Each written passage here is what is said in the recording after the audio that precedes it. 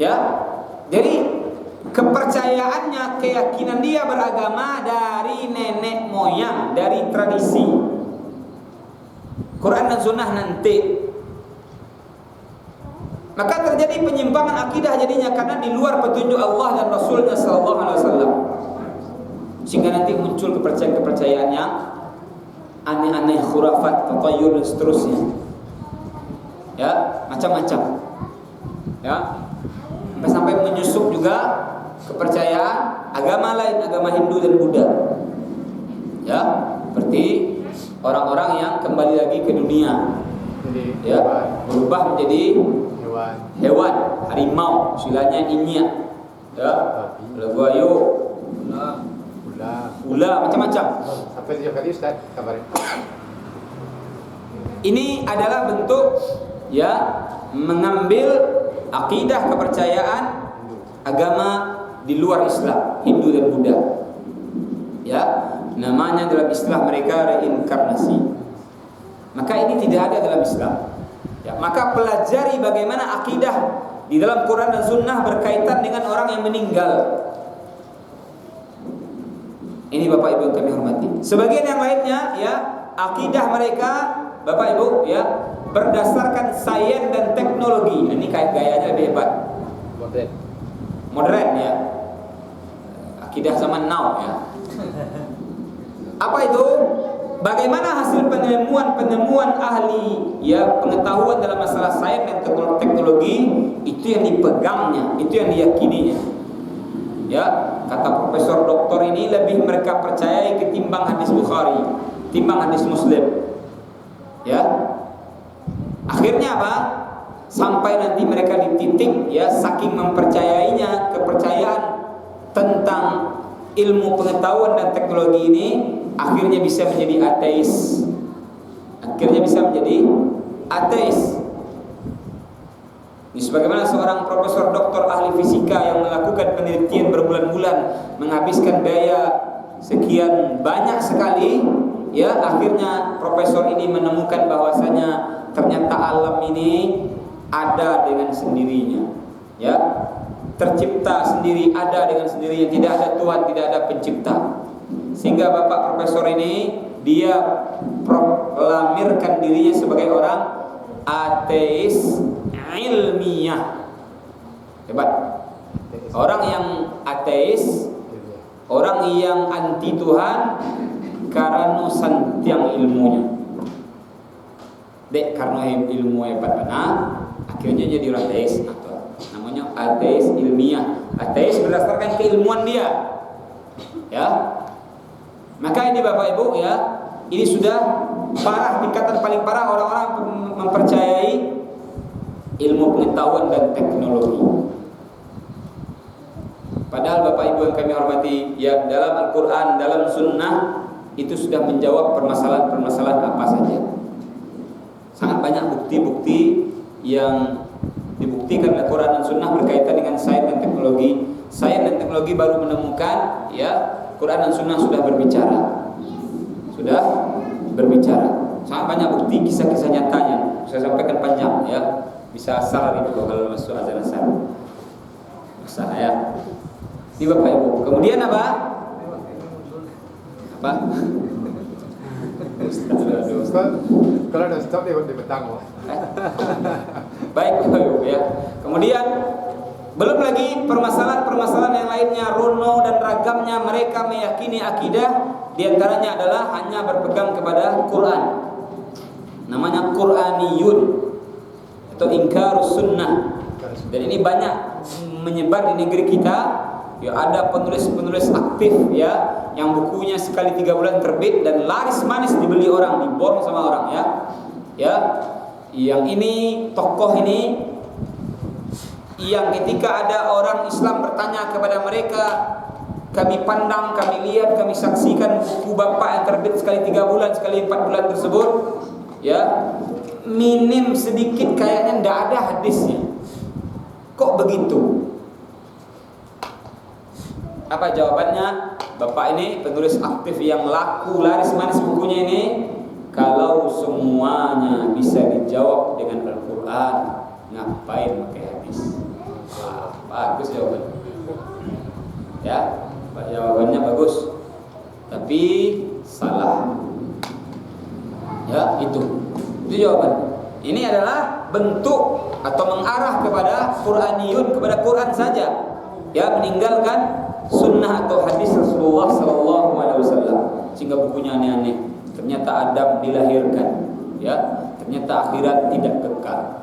Tahajud siang hari, duha malam hari. Judulnya aneh-aneh.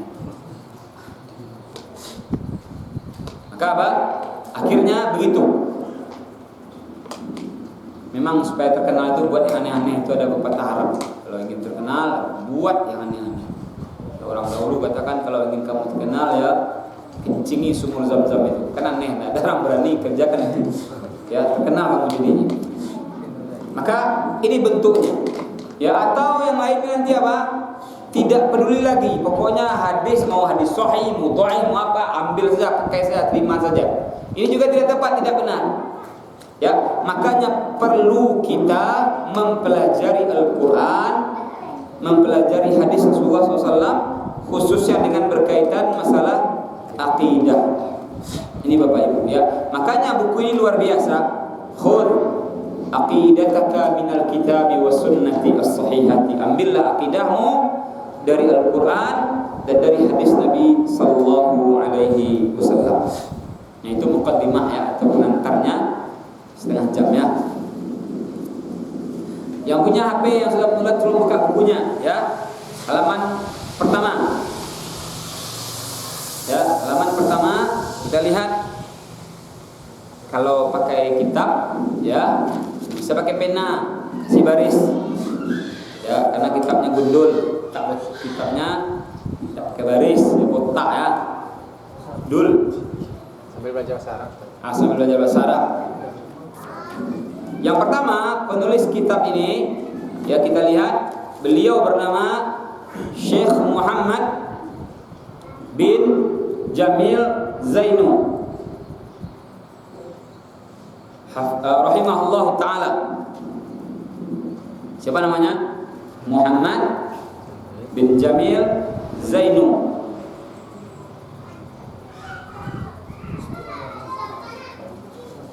Beliau ya adalah, coba lihat di bawah namanya itu di halaman judul baru ya. Beliau adalah Al-Mudarrisu fi Daril Hadithi bi Makkah Al-Mukarramati. Beliau adalah seorang al-mudarris, seorang guru, seorang pengajar, seorang dosen. Fi Daril Hadisi, di sebuah lembaga pendidikan namanya Darul Hadis bi Makkah, di Makkah Al-Mukarramah. Jadi Syekh Muhammad Jamil Zainu ini beliau seorang pengajar, seorang dosen, seorang guru di lembaga pendidikan Darul Hadis yang ada di Makkah Al-Mukarramah. Baik, lihat halaman awal muqaddimahnya. Pertama sekali coba lihat, penulis ini membawakan Bismillahirrahmanirrahim. Bismillahirrahmanirrahim.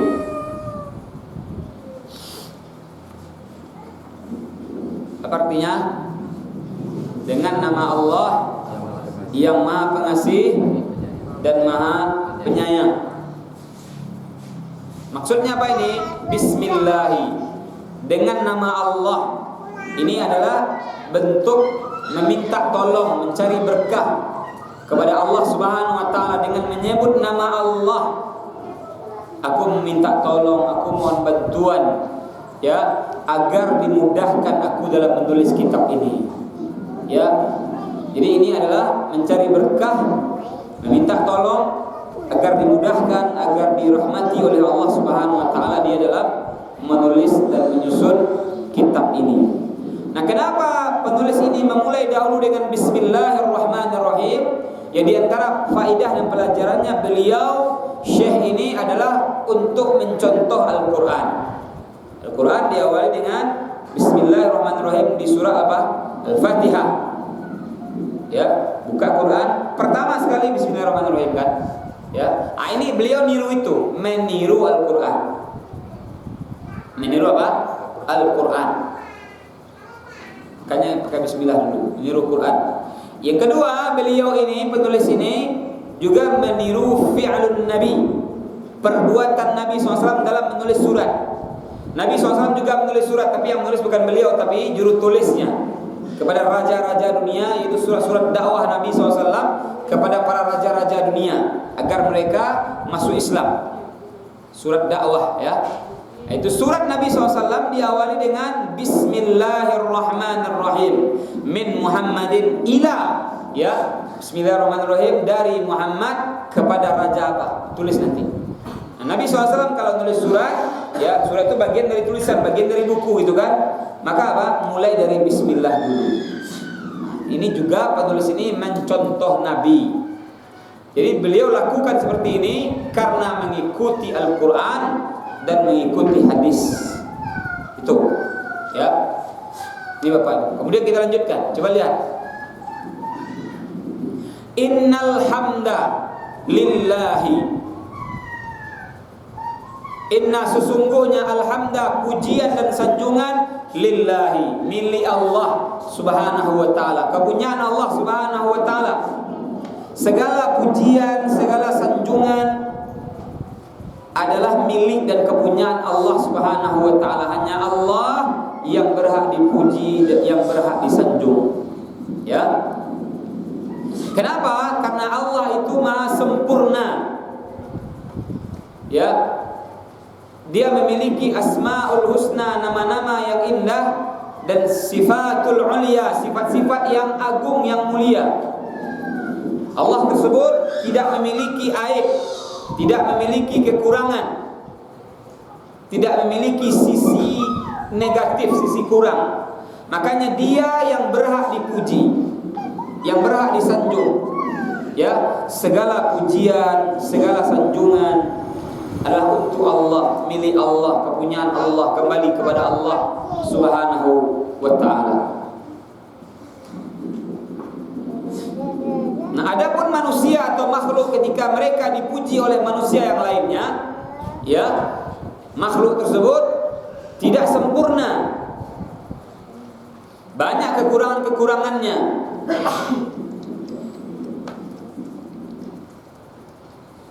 Dan kekurangan mereka pun ditutup oleh Allah Subhanahu wa taala. Ketika ada seseorang memuji seseorang yang orang tersebut dia hafal Al-Quran, ya, maka orang tersebut dia bisa hafal Al-Quran adalah karena rahmat dan kemudahan dari Allah Subhanahu wa taala. Bukan karena dirinya hebat, santiam, tapi karena rahmat dan pertolongan Allah dan kemudahan dari Allah, dia bisa menghafal Al-Quran. Makanya nanti, ya, disunnahkan kita kalau dipuji orang, kita kembalikan pujian itu kepada Allah Subhanahu wa taala. Ya, itu ustazah itu Masya Allah hafal 30 juz. Ya, maka apa? Ustazah tersebut dia harus mengatakan alhamdulillah, segala pujian kembali kepada Allah, milik Allah, kepunyaan Allah Subhanahu wa taala. Karena saya hafal Al-Quran adalah karena rahmat, bantuan, pertolongan dan kemudahan Allah Subhanahu wa taala. Seandainya urat di saraf saya ini satu saja bengkok atau belong sebenarnya, jangan Quran ya, surah Fatihah nak apa-apa. Ya, urat saraf di kepala belong bengkok aja. Ya, tidak akan bisa hafal Al-Quran. Maka apa? Pulangkan pujian tersebut kepada Allah Subhanahu wa taala. Masya Allah, ikhwan tersebut dia hafal hadis 100 misalkan, atau hafal hadis 42 hadis misalkan. Maka ikhwan tersebut harus mengatakan sunnahnya apa? Alhamdulillah, segala pujian sanjungan milik Allah Subhanahu wa taala. Ya, saya bisa hafal di sini karena rahmat, kemudahan dan pertolongan Allah Subhanahu wa taala. Apalagi kita hafal Quran atau hafal hadis, ini kekurangan dan aib kita orang tidak tahu. Ya. Aib, kekurangan, dosa, kesalahan kita orang pada tidak tahu. Makanya kita dipuji orang. Kalaulah orang tahu aib dan kekurangan kita, orang tidak akan memuji kita. Seperti para ulama dahulu mengatakan apa? Kalaulah dosa itu memiliki bau yang busuk, maka kalian wahai muridku, kalian wahai jemaah pengajianku, ya, enggak akan ada yang mendekat kepadaku karena busuknya badanku ini, karena banyaknya dosaku kepada Allah Subhanahu wa taala. Nah itu, jadi kita ini dipuji orang karena ya orang itu enggak tahu kekurangan kita atau aib kita atau dosa dan maksiat kita. Tetapi Allah Subhanahu wa taala Maha sempurna. Nah ini Bapak, begitu juga ketika kita mau muji orang. Kalau tadi kan dipuji Bu ya. Kalau kita dipuji, pulangkan pujian itu kepada Allah. Alhamdulillah. Begitu juga ketika kita muji orang. Ya, misalkan muji anak kita ataupun akan kita hafal juz 30 atau hafal surah An-Naba misalkan. Amma yatasaalun itu. Hafal dia misalkan dia baru kelas 1 kelas 2 SD gitu. Maka ketika memuji dia adalah dengan alhamdulillah dulu. Contoh ya, anak kita, ponakan kita hafal Quran juz 30. Alhamdulillah ya nak, kamu bisa hafal surah An-Naba. Alhamdulillah karena rahmat, pertolongan, bantuan dari Allah, kamu bisa hafal surat An-Naba. Gitu caranya. Alhamdulillah dulu. Pujian itu milik Allah, kepunyaan Allah. Baru anak sebut. Jangan langsung, kau anak hebat kok. Kau santiang kok, kau juara kok. Mana pujian ke Allah mah? Baru puan. Iku apa? Juz 30 kok. Itu aja.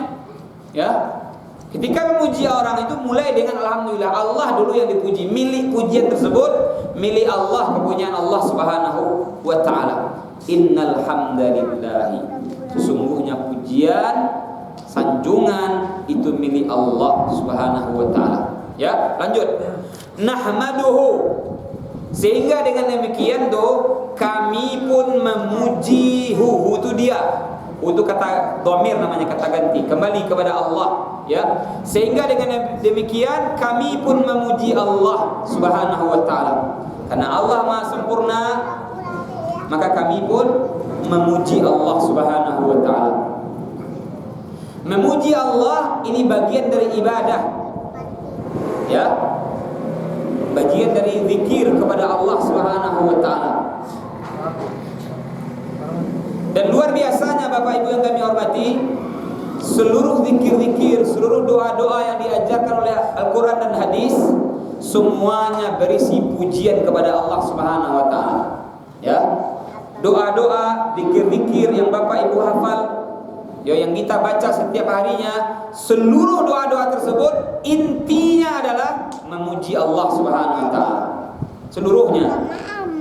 Contoh, alhamdulillah. Segala pujian untuk Allah. Subhanallah, maha suci Allah tersebut. Ya, Allahu Akbar. Allah itu maha agung, maha mulia, maha besar. La ilaha illallah. Tidak ada yang berhak diibadahi dengan benar kecuali hanya Allah satu-satunya. La haula wala quwwata illa billah. Ya, tidak ada daya, tidak ada kekuatan kecuali dengan pertolongan Allah Subhanahu wa taala. Seluruh doa, seluruh zikir berisi pujian kepada Allah Subhanahu wa taala. Ya, ini intinya memuji Allah. Kami pun memuji Allah, nahmaduhu, kami pun memuji Allah karena Allah itu Maha sempurna. Ya. Makanya para ulama menasihati, keliru itu kalau ada orang berzikir tapi zikirnya itu tidak memuji. Ya, hanya menyebut baru seperti apa? Allah. Ya, Allah. Allah.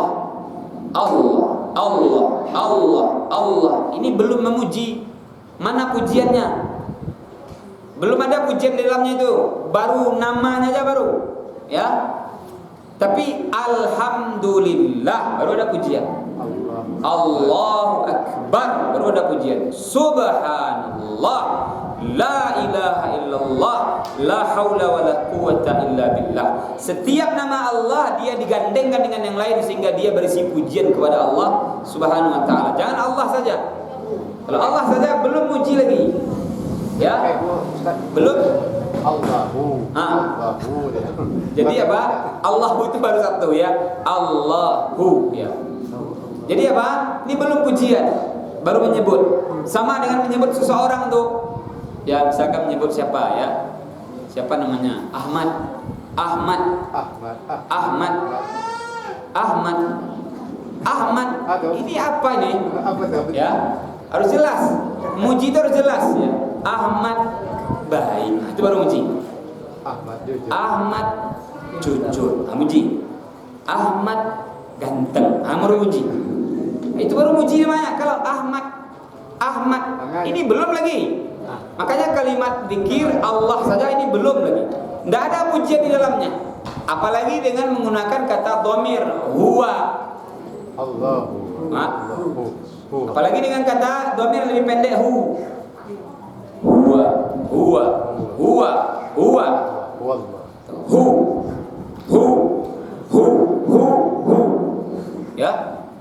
Dalam bahasa Arab artinya dia. Dia laki-laki itu satu orang. Ya, bahasa Minang inyo. Supaya mana WE. Ya, WE. Ini apa ini? Ini bukan zikir.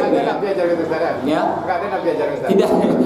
Makanya Bapak Ibu yang kami hormati, kita harus lihat ternyata seluruh zikir berisi pujian kepada Allah. Karena memang nahmaduhu, Allah yang berhak dipuji, sehingga kita memuji Allah Subhanahu wa taala. Kemudian lanjut.